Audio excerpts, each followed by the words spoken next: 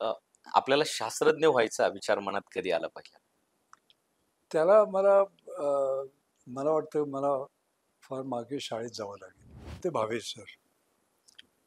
तर त्यांचा विश्वास chalk and टॉकवर नव्हता. म्हणजे फक्त खडू आणि फळा. यायचं वर्गात, लिहायचं, पाठांतर करायचं वगैरे. ते आम्हाला जग पहा आणि शिका असं म्हणायचे.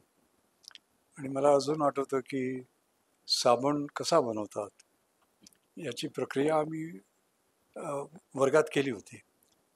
पण तो प्रत्यक्षात कसा बनवला जातो हे दाखवण्यासाठी त्यांनी आम्हाला हिंदुस्तान लिव्हरची जी शिवडीची फॅक्टरी होती हं, तिथे नेलं हं. आणि ट्रॅममध्ये नेलं.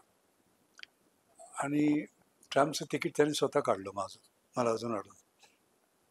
तर त्यावेळी ते सोप मॅन्युफॅक्चरिंग मी बघितलं.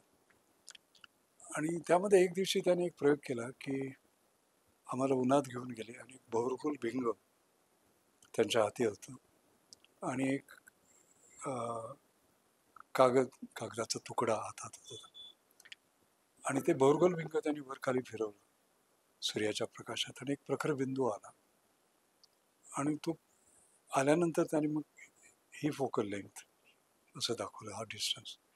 आणि त्यानंतर ती कॉन्व्हेक्स लेन्स आपण ज्याला म्हणतो, बहुरुकुल भिंग, ते तसं धरलं त्याने आणि तो कागद जळला.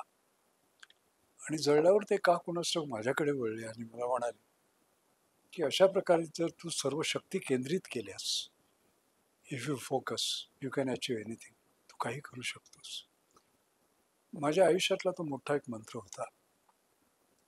अरे म्हटलं, विज्ञानाची ताकद एवढी आहे की एक काच घेऊन तुम्ही ह्याला पेटवू शकता.